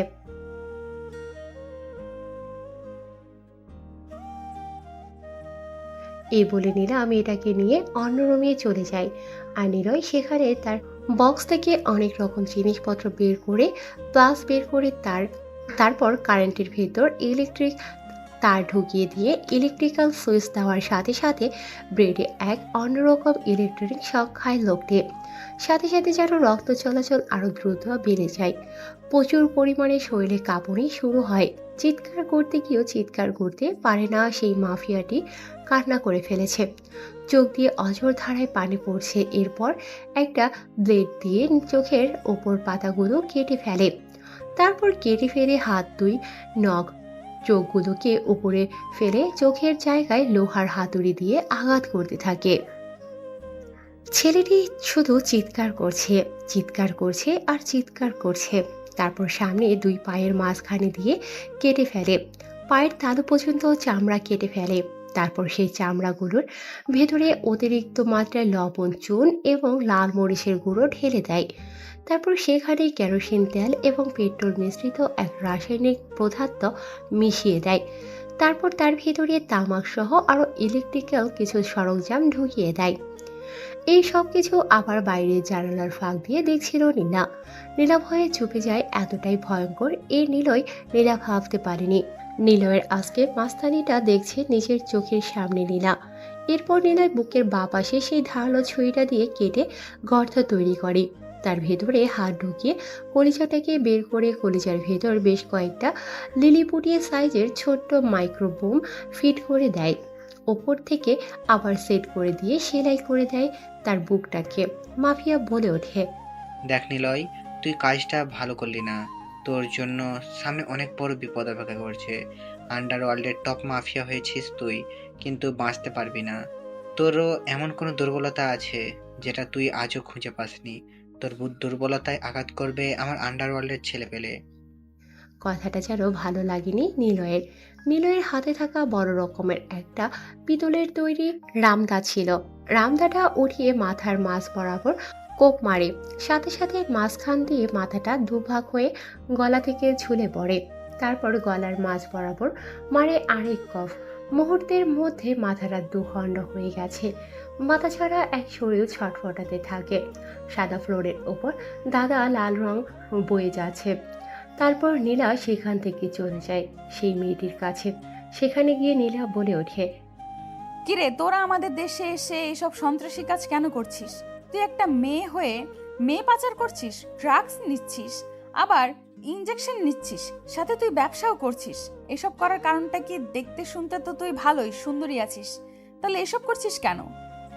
সবই টাকার খেলা, তুই বুঝবি না। তাছাড়া তোর এটা বোঝার ক্ষমতা নেই। তুই আমার সাথে যাই কর না কেন, আমি মরলে মরবো, তাতে কিছু হবে না, কিন্তু তোরাও বেঁচে থাকতে পারবি না। তোরা কি জানিস যে তোরা কার সাথে পাঙ্গা নিয়েছিস? নিলয়, নিলয়ের সাথে পাঙ্গা নিয়েছিস। ওর নাম নিলয়। নিলয় এমন একজন যার সাথে শুধুমাত্র পাঙ্গা নিতে এলে আর কোনো বাঁচার অপশন থাকে না। তাই নাকি? তো তোকে তো দেখছি তুই ওর বিষয়ে অনেক কিছুই জানিস। তা তোদের মধ্যে কোনো কিছু চলছে নাকি? সেটা তোর জানে কি হবে শুনি। তবে এটা মনে রাখবি, তুই এখান থেকে বেঁচে ফিরতে পারবি না। আর তোরা যার হাতে ধরা পড়েছিস সে তো তোর সাথে এখন কি করবে তুই নিজেও ভাবতে পারবি না। তার আগে আমি তোর সাথে কি করি তুই শুধু সেটা নিজের চোখে একবার দেখ, কারণ হাজার হলেও হবু স্বামীর কাছ থেকে তো শেখা। তাই নাকি? তা দেখি তুই আমাকে কি এই ধরনের শাস্তি দিতে পারিস। কতটা তোর ভয়ঙ্কর শাস্তি। তোকে দেখে তো আমায় চিকনা চামেলি লাগছে, আর তুই নাকি শাস্তি দিবি আমাকে। তুই হয়তো ভুলে যাচ্ছিস, বোয়াল মাছের থেকেও ডেরা মাছ খেতে অনেক ভালো, আর বড় মরিচের থেকে ছোট মরিচের ঝালটা একটু বেশিই হয়। প্রবাদ বাক্য শুনেছিস কিনা জানি না, তবে তোকে আজকে প্র্যাকটিক্যালি করে এবং বুঝিয়ে দেখাবো। কথাটা বলে বক্সের ভেতর থেকে কয়েকটা আঠা ও সুপারগুলো এবং টেপ বের করে। চোখের পাতা এবং ভ্রু একসাথে লাগিয়ে সুপারগুলো মেরে দেয় যাতে নিজের শাস্তি নিজের চোখে দেখতে পারে। তারপর মেয়েটিকে পুরো উলঙ্গ করে ফেলে। ব্লেড এবং খুর দিয়ে তার শরীরের সমস্ত লোম কেটে ফেলে। মাথার চুলটা কেউ কেটে ফেলে। ইঞ্জেকশনে সিরিঞ্জটা হাতে নিয়ে চোখ বন্ধ করে নীলা একের পর এক যেখানে সেখানে ইঞ্জেকশন সিরিঞ্জ দিয়ে আঘাত করতে থাকে। যতই ইঞ্জেকশনের সিরিঞ্জ দিয়ে আঘাত করছে ততই যেন তীব্র ব্যথা দিয়ে চিৎকার করে উঠছে মেয়েটি। কিন্তু তার চিৎকার বাইরে যায় না, কেননা ট্যাপ দিয়ে মুখটা সেলাই করা। অজাগা বেজাগা যেখানে পাচ্ছে ইঞ্জেকশনের সিরিঞ্জ দিয়ে গেঁথে দিচ্ছে। অনেক জায়গা থেকে রক্ত বের হচ্ছে। ব্লেড বের করে তার কয়েকটি স্তর কেটে ফেলে। তারপর মেয়েটির বুকের উপর চাকু দিয়ে কেটে দিয়ে উল্টো করে ঝুলিয়ে দিয়ে তার শরীর থেকে চামড়াটাকে খুলতে থাকে। চিৎকার করছে যন্ত্রণায় মেয়েটি। যাতে তার তীব্র যন্ত্রণা আরো বেশি হয় সেজন্য চিৎকার করে নীলা বলে ওঠে, রুমকি, এই রুমকি, কোথায় আছিস রে? দ্রুত ফুটন্ত গরম পানি নিয়ে আয়, ও শরীর থেকে চামড়াটাকে আজকে ছিলে ফেলবো। নীলার কথা মতো রুমকি ঘর থেকে বের হয়ে এসে গরম পানি ছেটাতে থাকে তার শরীরের ওপরে। আর প্লাস এবং একটা চিমটি দিয়ে তার শরীর থেকে চামড়াগুলো টানতে থাকে। মাথার চুল পর্যন্ত পুরো চামড়াবিহীন দেহটাকে উল্টো করে ঝুলিয়ে রেখেছে। শরীরটা পুরো রক্তহীন হয়ে গেছে। শরীরের রক্ত পড়া বন্ধ হয়ে গেছে। তাজা লাল রক্তের সাদা রঙের ফলটা এক রঙিন লাল পরিণত হয়েছে, রঙে রঙিন হয়ে উঠেছে। সেই মাটিতে মেয়েটির লাল তাজা রক্ত। সব শেষে সেখানে নিলয় আসে। নিলয় আসার সাথে নীলাও এখান থেকে বেরিয়ে যায়। তারপর নিলয় বলে ওঠে, ভেবেছিলাম তোর সাথে অন্য কিছু করব, কিন্তু মেয়েটা যে তোর সাথে এমন কিছু করবে ভাবতে পারিনি। তবে যেটা করতে চেয়েছিলাম সেটা যেহেতু হয়নি, তাহলে অন্যরকম তোকে শাস্তি দেব, তৈরি হয়ে নে। কথাটা বলে নিলয় রূপা, স্বর্ণা, তামাক এবং পিতল মিশ্রিত একটি কুড়াল দিয়ে একের পর এক মেয়েটির শরীরে চামড়া না থাকার টুকরো টুকরো পিস হয়ে মেয়েটির শরীর থেকে চামড়াগুলো খসে পড়েছে। কয়েক জায়গার হাড্ডি কেটে পড়ে যাচ্ছে। মেয়েটি অনেক আগেই মারা গেছে। সমস্ত শরীরটাকে পিস পিস করে তার ভেতরে থাকা সেই সব অঙ্গ প্রত্যঙ্গকে কেটে টুকরো টুকরো করে দেয়। তারপর তার পোষা মাছের কারখানায় প্যাকিং করে পাঠিয়ে দেয় তাদের দেহগুলো। তারপর সেখানে ফ্রেশ হয়ে বেরিয়ে পড়ে সব কিছু ফোন করে বুঝিয়ে বলে ওসি সাহেবকে এবং প্রমাণ তুলে দেয় তার হাতে। পরের দিন সকালে ভার্সিটিতে বসে আছে নিলয়। নীলা সবেমাত্র ক্লাস করে বের হচ্ছে, এমন সময় নিলয় ডাক দিয়ে বলে ওঠে, এই নীলা, আই লাভ ইউ। আমি তোমায় ভালোবাসি, বিয়ে করতে চাই তোমাকে। তোমার জন্য সব কিছু করতে আমি রাজি। তোমাকে পেতে হলে আমি সব কিছু ছাড়তে রাজি, কিন্তু তোমায় আমার লাগবেই। দেখ, তুই দেখতে শুনতে ভালো বলে বারবার তুই আমাকে ডিস্টার্ব করতে পারবি না। আর হ্যাঁ, আমি তোকে আগেই বলেছি, আমাকে পেতে হলে তোর মাস্তানি ছাড়তে হবে। ওকে, ঠিক আছে, আজ থেকে সকল রকম মাস্তানি তোর কথায় ছেড়ে দিলাম, কিন্তু তোকে আমার হতেই হবে। আর এরপরে যদি তুই আমার সাথে গাদ্দারি করিস তাহলে পুরো দেশটাকে তোলপাড় করে দেব। আমাকে পাওয়ার কথা ছেড়ে দে, আগে নিজে কিভাবে ভালো হবি সেটা ভেবে দেখ। কারণ তুই না ভালো হলে আমাকে কোনো দিন পাবি না, আর আমি কোনো দিন মাস্তানকে সারা জীবনের সঙ্গী বানাবো না। তাই সময় থাকতে নিজেকে গুছিয়ে নে, যদি আমাকে পেতে চাস তবে। নিলয়, সেই নিলয় কখনো কোনো কাজে ব্যর্থ হয়নি। যদিও সফলতা পেতে দেরি হয়েছে, কিন্তু সে সেটাকে অর্জন করে নিয়েছে। তাই আমাকে বাধা দিবে এমন কোনো শক্তি নেই এই রাশিয়ার রাফিয়ান জগতে। এমন সময় বসে আছে বাইকের উপরে নিলয়। ওসি সাহেব ফোন করে বলে ওঠে, সামনে নির্বাচন, তুমি তোমার পজিশন এবং প্রস্তুতি নিয়ে নাও। তোমাকে ফুল পারমিশন দেওয়া হলো। যাকে যখনই ইচ্ছে তুমি মেরে ফেলতে পারো, শুধু অন্যায় দেখলে ওপারে পাঠিয়ে দেবে, তবে প্রমাণটা আমার হাতে তুলে দেবে। সরি স্যার, এই মুহূর্তে আমি আমার সকল রকম মাস্তানি এবং রাশিয়ার রাফিয়ান জগৎটা আবিরের হাতে তুলে দিচ্ছি। আমি কয়েকদিনের জন্য ইস্তফা রিটার্ন নিয়ে একটু রেস্টে থাকতে চাই।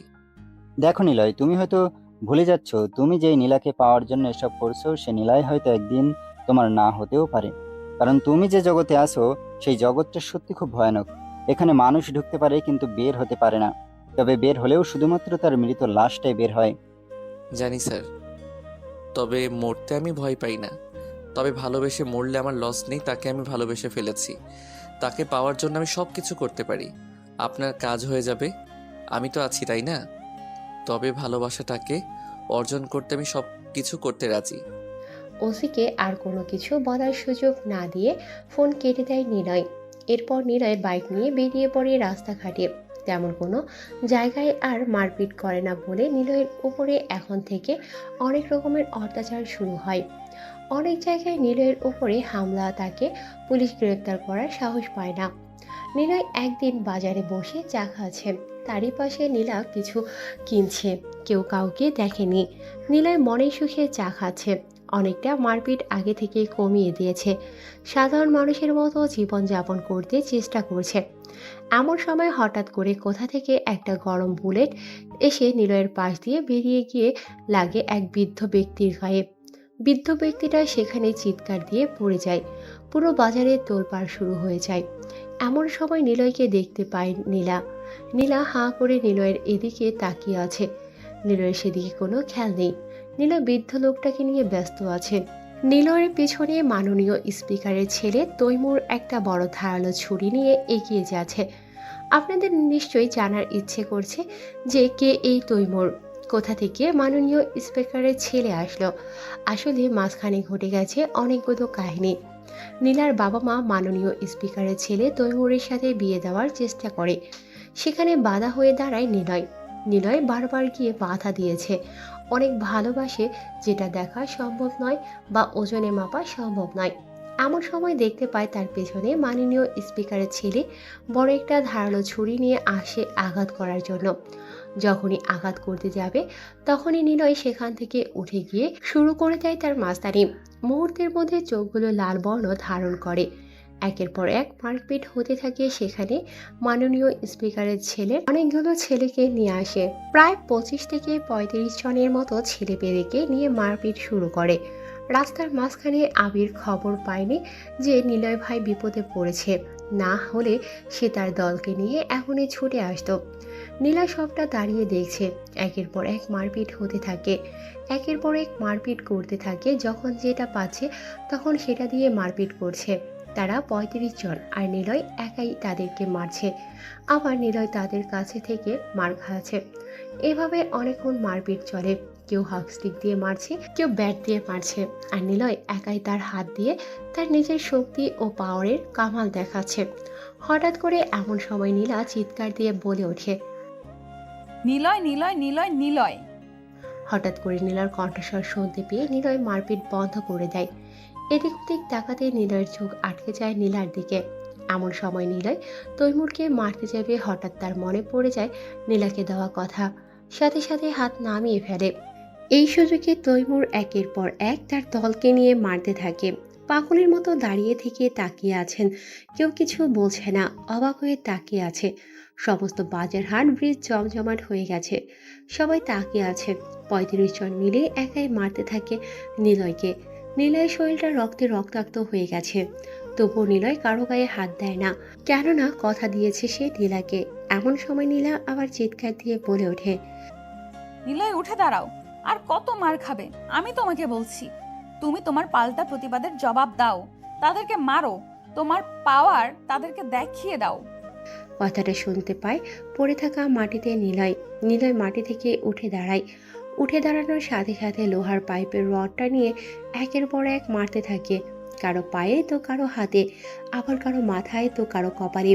এভাবে একের পর এক মারতে থাকে। প্রায় কম বেশি সবাইকে মেরে ফেলেছে, সবাই মাটিতে গড়াগড়ি খাচ্ছে। এখনো কয়েকজন আছে যাদের সাথে একের পর এক লড়াই হচ্ছে তৈমুরের দলের সাথে। তৈমুরের দলের লোকেরা মার খেয়ে মাটিতে ঘর বেড়াচ্ছে। এমন সময় নীলা দেখতে পায় নিলয়ের পেছনে তৈমুর একটা ধারালো ছুরি নিয়ে যাচ্ছে, আর নিলয় একাই মারপিট করছে। এমন সময় নীলা দেখে ফেলার সাথে সাথে নিলয়ের পেছনে গিয়ে দাঁড়ায়, আর কোনো কিছু বুঝে ওঠার আগেই তৈমুর ছুরিটা ঢুকিয়ে দেয় নিলয় বলে নীলার পেটে। মুহূর্তের মধ্যে নীলা এক চিৎকার দেয়।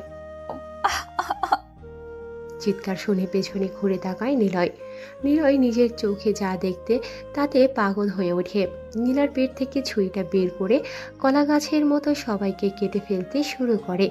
অন্যদিকে আবির খবর পাওয়ার সাথে সাথে তার দলের ছেলেবেলেকে নিয়ে আসে। মানুষজন চারদিকে ছোটাছুটি করছে, আর রেপ, পুলিশ, বিজিবি, বিডিআর সবাই এক এক করে ঘটনাস্থলে আসতে থাকে। নিলয় যখন একাই মারপিট করছিল তখন আবির তার দলবলকে নিয়ে আসার আগেই তৈমুর নীলাকে নিয়ে সেখান থেকে পালিয়ে যেতে নিলে আবিরের দল আচ্ছা মতো ধোলাই করে। এক পর্যায়ে তৈমুর সেখান থেকে নিজের জান নিয়ে পালিয়ে যায়। মারামারির মধ্যে নিলয়ের কোনো দিকে তেমন কোনো খেয়াল ছিল না, এখনো মারপিট করে চলেছে পাগলের মতো। কখন বা কিভাবে নীলাকে কারা নিয়ে গেছে সেটা বলতে পারে না নিলয় বা আবির ও তার দলবল। মারপিট শেষে এক পর্যায়ে নিলয় খেয়াল করে নীলার দিকে। চারপাশটা পাগলের মতো উন্মাদ হয়ে খুঁজতে থাকে, কিন্তু তাকে কোথাও খুঁজে পায় না। চিৎকার করে ডাকতে থাকে, নীলা নীলা নীলা, তুমি কোথায় আছো? একবার সাড়া দাও আমার ডাকে। তোমায় না দেখতে পেয়ে ছটফট করছে আমার হৃদয়টা, যে ভালোবেসে মরতে রাজি, কিন্তু বেঁচে থাকতে তোমাকে হারাতে রাজি নই আমি। নীলাকে নিয়ে গেছে, খুঁজে পায় না কেউ। পাগলের মতো চারদিকে দৌড়াতে থাকে সবাই মিলে। রেপ, পুলিশ, বিডিআর সবাই এসে ঘটনাস্থলে, কিন্তু কোনোভাবেই থামাতে পারে না নিলয়কে। এবার পাগলের মতো চিৎকার দিয়ে গালি দিয়ে বলে ওঠে, আরে ওই শালা নেমোখারামের বাচ্চা গুলো, তোরা সরকারের পোষা কুত্তা।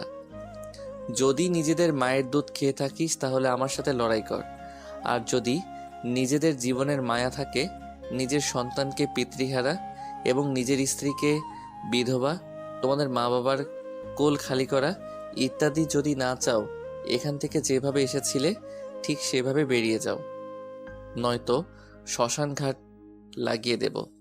নিলয় পুরো পাগল হয়ে উঠেছে, পুরো রক্তের নেশায় মেতে উঠেছে। নীলাকে কোথাও দেখতে না পেয়ে নিলয়ের চিৎকার চেঁচামেচি শুনে সেখান থেকে বেরিয়ে পড়ে তারা। তারা এসেছিল মাননীয় স্পিকারের কথা শুনে, কেননা তার ছেলে যে এখানে এসেছে, তার ছেলেকে যেন সে বাঁচাতে পারে। কিন্তু পালিয়ে গেছে অন্যদিকে মাননীয় স্পিকারের ছেলে তৈমুর। পালিয়ে যাওয়ার জন্য বিমানবন্দরে এসেছে। মুহূর্তের মধ্যে সেখান থেকে সরকারের সব আইন কর্মকর্তারা জায়গা খালি করে দেয়। নিলয় পকেট থেকে ফোনটা বের করে কল করে সেই ওসির নাম্বারে আর বলে ওঠে, স্যার আপনি কোথায় আছেন? আমি আমার জান পাখিটাকে খুঁজে পাচ্ছি না। আইনিভাবে আপনি আমাকে সাহায্য করুন, নয়তো তোলপাল লাগিয়ে দেব। আমি এয়ারপোর্টে গেলাম কারণ আমি খবর পেয়েছি তৈমুর দেশ ছেড়ে পালিয়ে যাচ্ছে। সেখানেই তার লাশটাকে ফেলে দেব আমি। ওই স্কিপারের ছেলে হোক বা সরকারের, সেটা দেখার প্রয়োজন নেই। সে কার গায়ে হাত দিয়েছে এটাই বড় কথা। নিলয়, পাগলামি করো না। দেখো, আমি কোনো কিছু করছি, আইন নিজের হাতে তুলে নিও না। সে একটা মাননীয় স্পিকারের ছেলে, তুমি তাকে হত্যা করতে পারো না। তার শাস্তি আইন দেবে। তুমি যেখানে আছো সেখানেই থাকো। স্যার দেশ ও দেশের বাইরে শুধু একটাই নাম আছে, সেটা হলো নিলয়। আর এই নিলয় যেটা করতে চাই সেই কাজে কেউ বাধা দিলে তার প্রাণ পাখিটা উড়ে যায়। ওসিকে আর কোনো রকম কথা বলার সুযোগ না দিয়ে মুহূর্তের মধ্যেই রওনা দেয় রাশিয়ার বিমানবন্দর সিকিউরিটি হাইজেক কনফারেন্স রুমের উদ্দেশ্যে। প্রায় 35টিরও বেশি হেলিকপ্টার আকাশে উড়াল দেয়। 300-র বেশি রেড রোজ কার রওনা দেওয়া হয় সেই জায়গার উদ্দেশ্যে। সেই 300টি গাড়ির মধ্যে প্রায় 250 কেজি গাড়ি গোল্ড দিয়ে তৈরি। রাশিয়ার হাজার হাজার মানুষ তাকিয়ে আকাশের দিকে। আকাশে উড়াল দিয়েছে অসংখ্য পাখির মতো হেলিকপ্টার। শুধু চারদিকে শুধু মৌমাছির মতো আওয়াজ করেই চলেছে এবং চারদিকে আওয়াজ শোনা যায়। পুরো বিমানবন্দর ঘিরে ফেলা হয়। কয়েক ঘন্টা অতিক্রম করে ঘিরে ফেলা হয় সেই দেশের সরকার সহ আইনবাহিনী থামাতে পারেন নিলয়কে। হেলিকপ্টারগুলো ল্যান্ড করে বিমানবন্দরে। অসংখ্য মানুষ তাকিয়ে আছে। বিমানবন্দরের ভেতর থেকে শার্টের গলা ধরে বের করে নিয়ে আসা হয় তৈমুরকে। চেয়ারের সাথে বেঁধে রাখা হয়েছে রাস্তার ওপরে তৈমুরকে। কিছুক্ষণের মধ্যে সেখানে রেড গোল্ড দিয়ে তৈরি করা একটি হেলিকপ্টার ল্যান্ড করে। কয়েকজন বডিগার্ড গিয়ে জানালা খুলে দেয়। হেলিকপ্টারের ভেতর থেকে এক আগন্তুক বের হয়। সেটা আর কেউ না, সেটা হচ্ছে নিলয়। নিলয় গুটি গুটি পায়ে এগিয়ে আসতে থাকে তৈমুরের সামনে। সামনে আসতেই পেছন থেকে একটা সোফা সেট এনে পেছনে দেয়। পায়ের ওপর পা দিয়ে বসে পড়ে নিলয়। হাতের সিগারেট নিয়ে একের পর এক টানতে থাকে। কোনো কথা ছাড়াই বন্দুকটা হাতে নিয়ে নিলয় হাতে পায়ে কয়েকটা গুলি করে। এসব করার আগে একটা ক্যামেরা ওপেন করে তার দিকে ধরে থাকে আর সবটা ভিডিও করে আপলোড করতে থাকে লাইভের মাধ্যমে সমস্ত জনপ্রিয় অ্যাপসগুলোতে। মাননীয় স্পিকারের ছেলে সেখানে অনেক নৃশংসভাবে পুরো রাশিয়ার তোলপাড় লাগিয়ে দেয় নিলয়। নিলয় চারদিকে নীলার ছবি সহ পোস্টার ছাপিয়ে নেয়। কেউ কোনো খবর দিতে পারে না। পরিবেশটা থমকে আছে 7 দিন ধরে। চারদিকে নীলাকে খুঁজে বেড়ায় কিন্তু কোথাও নীলাকে খুঁজে পায় না। নীলার অপারেশন চলছে। অপারেশন শুরু হয়েছে।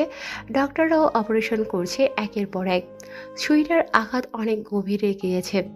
রাশিয়া থেকে তাকে নিয়ে যাওয়া হয় ইরানে। ইরানে তার বাবা মা নিয়ে যায় তার মামার বাড়িতে। সেখানেই তার অপারেশন চলছে। তার অপারেশন শেষে তাকে কেবিনে নিয়ে যাওয়া হয়েছে। নীলার বাবা মা সেখানে অপেক্ষা করছে। নীলার মা বলে ওঠে, সব তোমার জন্য হয়েছে। আজ যদি আমার মেয়েটার ভালোবাসা মেনে নিতে, তাহলে আমার মেয়েটাকে আজকে এখানে এভাবে মরার মতো পড়ে থাকতে হতো না। ঠিকই বলেছ, সব আমার জন্য হয়েছে। আমি ভাবতে পারিনি ওই মাননীয় স্পিকারের ছেলে আমার মেয়েটাকে খুন করবে। হ্যাঁ, এখান থেকে শুধু যেতে দাও, আমি ওকে ছাড়বো না। তুমি ওকে কি ছাড়বে না? হ্যাঁ, ওকে হয়তো এতক্ষণে মেরি মাটিতে পুঁতে ফেলেছে নিলয়, কারণ নিলয় নীলাকে খুব ভালোবাসে। আর মাননীয় স্পিকারের ছেলে হাত দিয়েছে নীলার গায়ে। মাননীয় স্পিকারের ছেলেকে হয়তো এতক্ষণে পুঁতে ফেলেছে মাটির নিচে। এটা অবশ্য তুমি ঠিকই বলেছ, হয়তো সে আর বেঁচে নেই।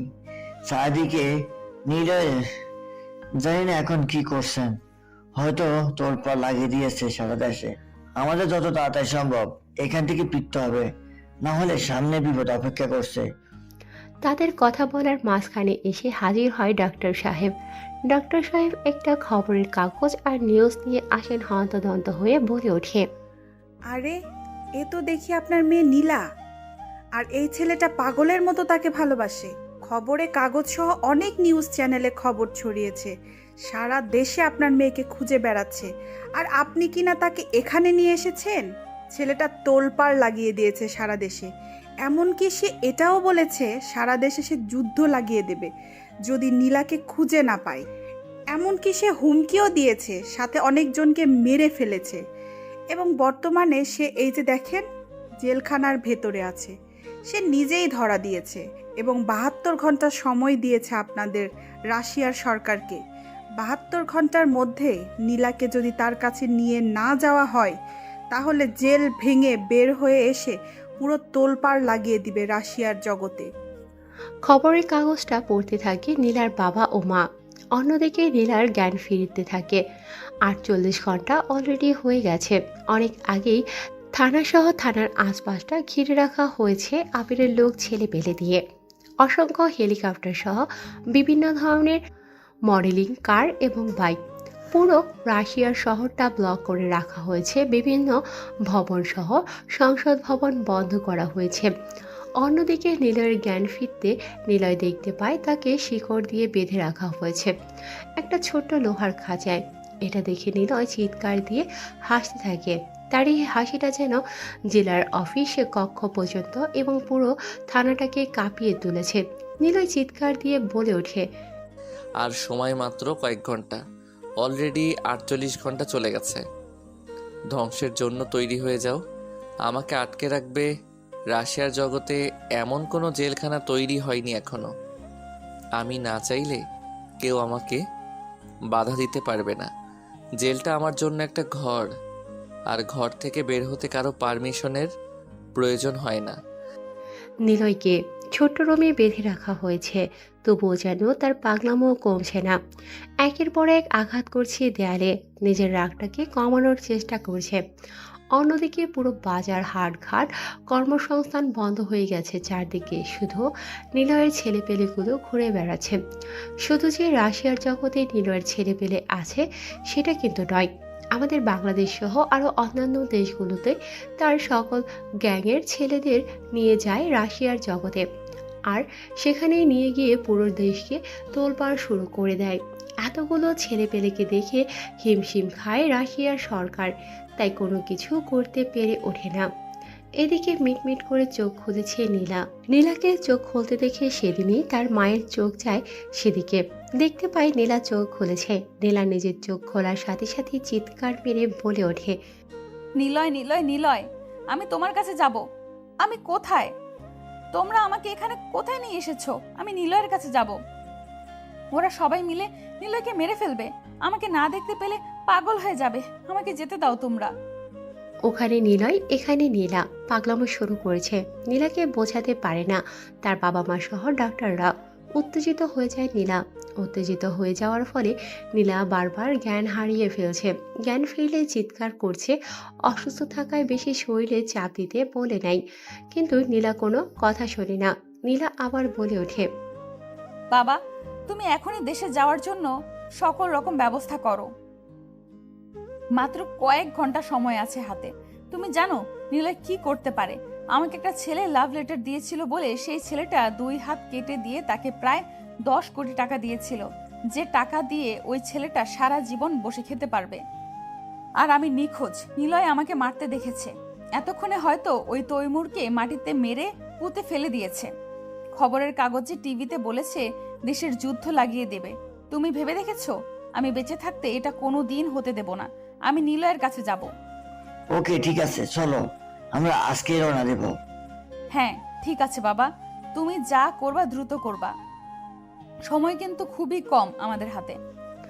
এরপর নীলার বাবা নীলার কথা মতো দ্রুত টিকিট কেটে রওনা হয় রাশিয়ার উদ্দেশ্যে।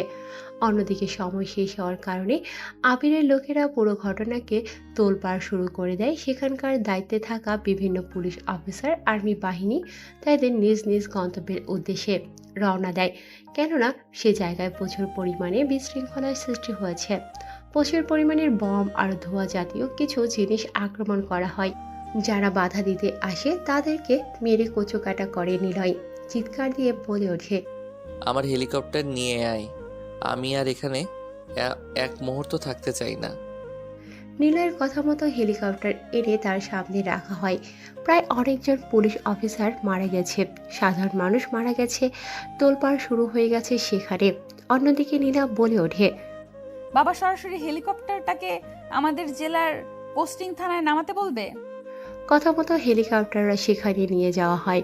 সবেমাত্র হেলিকপ্টারে পা দিয়ে চড়বে নিলয়, এমন সময় পেছন থেকে শুনতে পায়, নিলয় নিলয় নিলয়, আমি এসে গেছি। নিলয় হঠাৎ করে কারো কথা শুনে পেছন ঘুরে তাকিয়ে তো অবাক। হেলিকপ্টার থেকে এক লাফ দিয়ে দৌড়ে গিয়ে আস্তে পিষ্টে জড়িয়ে ধরে সেই ব্যক্তিটিকে। গালে মুখে কপালে ঠোঁটে চোখে চুমো দিয়ে ভরিয়ে দিতে থাকে নিলয় নীলার। নীলাও যেন নিলয়ের এরকম ভালোবাসায় নিজেকে উজাড় করে দিচ্ছে। ভালোবাসার পরশ মনের কথা বলে। তাদের এই ভালোবাসা যেন সবাই দেখে মুগ্ধতা প্রাণ ফিরে পায়। নিলয়ের পাগলামি যেন ঠান্ডা হয়ে যায় মুহূর্তের মধ্যে। মারপিট কাটাকাটি সব বন্ধ হয়ে যায়। নিলয় পাগলা মধ্যে ছেলেটা যেন হাসি মুখে বরণ করে নেয় নীলাকে। নীলা বলে ওঠে, আমি ছিলাম না বলে তুমি এরকম পাগলামি করেছো। তোমাকে বলেছিলাম না যে তুমি পাগলামি করবে না? দেখো তো তোমার পাগলামির জন্য দেশের আজকে কত বড় ক্ষতি হয়েছে। কথা দিয়েছিলাম তোমাকে যদি পাই তাহলে আমি পাগলামি, সন্ত্রাসী, মাস্তানি, আমার মাফিয়া জগৎ ছেড়ে দেব। কিন্তু যখন তোমাকেই পাচ্ছিলাম না তখন আমি নিজেই নিজের মধ্যে ছিলাম না। তাই তো তোলপাড় লাগিয়ে দিয়েছি। যা ক্ষতি হয়েছে তা আমি জরিমানা দিয়ে দেব দেশের গভর্নমেন্টের কাছে। পাগল, আমিও তো তোমাকে ভালোবাসি। তোমাকে ছাড়া আমি কি করে একা চলতে পারি? মরলে দুজনে আর বেঁচে থাকলে দুজনে। সত্যি আমাকে ভালোবেসে ধোকা দিয়ে পালিয়ে যাবে না তো? ছেড়ে যাবে না তো আমাকে? কখনো যাব না। তাদের এই ভালোবাসা সারা বিশ্বের কাছে ছড়িয়ে পড়ে। অমর হয়ে থাকে তাদের ভালোবাসার ইতিহাসের প্রথম রচনার পাতা হিসেবে। ব্যবহৃত হয় তাদের ভালোবাসা। ইতিহাসে ভালোবাসার জন্য পাগল ছেলেটি যখন হয়ে ওঠে মাস্তান। ইতিহাস পর্বটি ইতিহাসের পর্দায় তুলে ধরা হয়। রাশিয়ার গভর্নমেন্ট তাদের বিয়ের সমস্ত দায়িত্ব নেয়।